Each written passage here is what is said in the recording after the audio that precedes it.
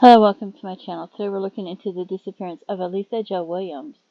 It says she was 25 years old. She went missing from Salt Lake City in March of 2002. 5'2" to 5'4", 100 to 145 pounds.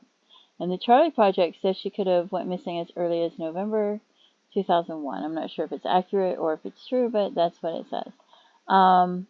She was last seen on the corner of 1700 South and West Temple in Salt Lake City, Utah. She dropped off her belongings at her family member's residence and indicated she would return later. She was 6 months pregnant at the time. Black hair, brown eyes, ears pierced, tongue pierced, discoloration of unknown part of head, and scar on left side of face.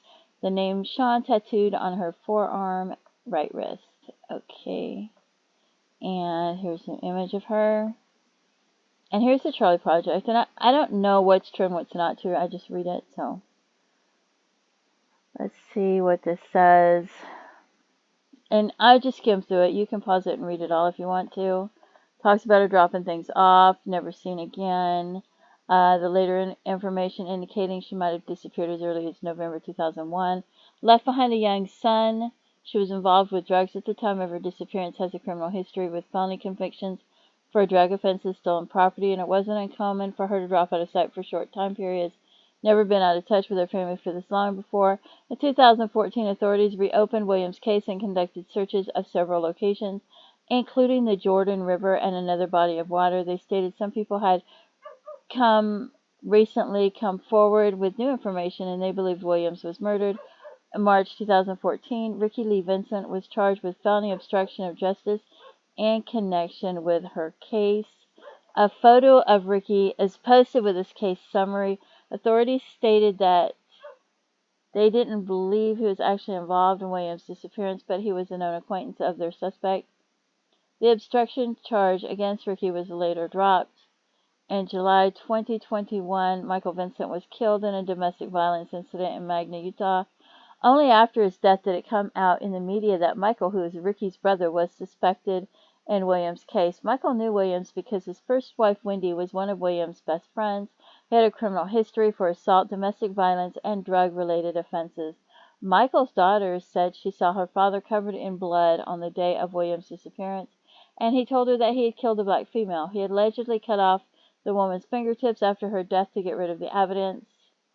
He was never charged in Williams' death. However, foul play is suspected in Williams' case, which remains unsolved. And like I said, I don't know if that's true or untrue. I just read the information, and I find it very interesting. Okay, so here's some Jane Does that we have. We have this one, April 2nd, 2004. She was found in Klamath Falls, Oregon. She was 18 to 30 years old. Estimated year of death was 2003 to 2004. Estimated PMI 1 year. Skeletal remains found 10 meters north off of Forest Service Road by Collier State Park in Klamath County, Oregon. Remains were those of an African American female. And black hair, brown eyes. And then here's some pictures. And we'll look at her picture and go back to the pictures. And so I thought that looked very similar to her.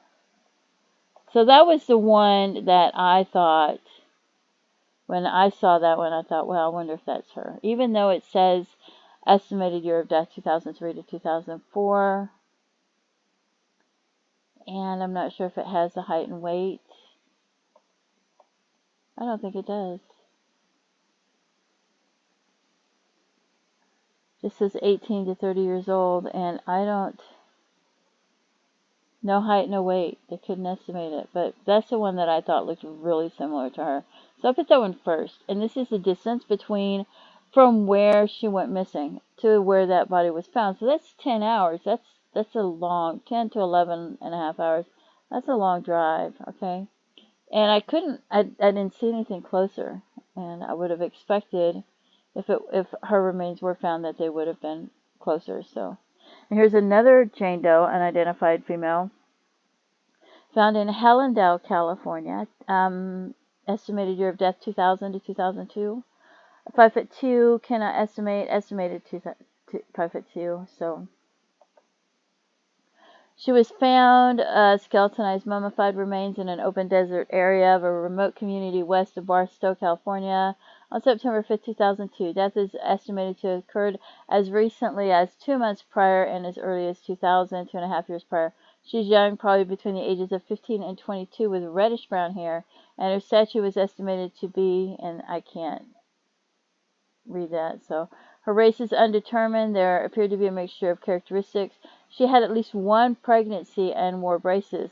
She was a victim of a homicide. Identity may only be established with dental x-rays, head x-rays, and DNA. Possible comparison with smiling photographs. So, okay. And there's more information. The second through fifth toes of her left foot appear to be missing long before her death. It is unknown if that's a congenital condition or if she suffered some kind of injury requiring surgeries, but the toes were missing before she was murdered.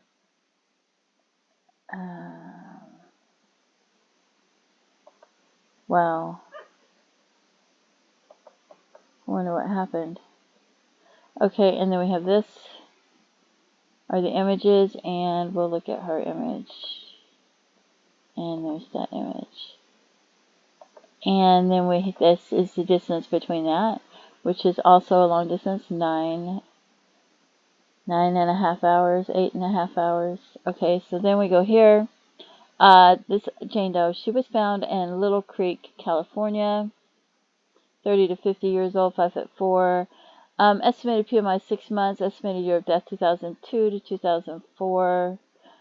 She was found as surface scatter of skeletal remains located between Little Creek Road and the creek. The remains were skeletal prior to the fires, October 2003, age between 26 and 50. Most probably black or with black mixture. Identity may be established. Okay, it says dental x-ray DNA. Both available. No clothing found at the scene. And this is the distance. So that's also, 9-10 hours away. And then we have this Jane Doe found in Silver Plume, Colorado, April 25th, 2014. Ages 23 to 43. Estimated year of death is 2004 to 2011. Estimated PMI 3 years. Black, African, American, Hispanic, Latino. Talks about what's torso not recovered, limbs, hands. So they don't know who that is. And that one was found. That one's only 7.5 hours away. So that's not that far away in comparison to the other ones. So, and we have this Jane Doe, and she was found in the Angeles National Forest of California, September 11th, 2002. No height, no weight, estimated age 36 to 46, estimated year of death 2000 to 2002, skull found in an embankment at Aletha Canyon Road, west of the Angeles Forest Highway. So, and there's an image that I didn't pull up, so we'll pull up the image so that we can look at this one as well. And there's the image of her.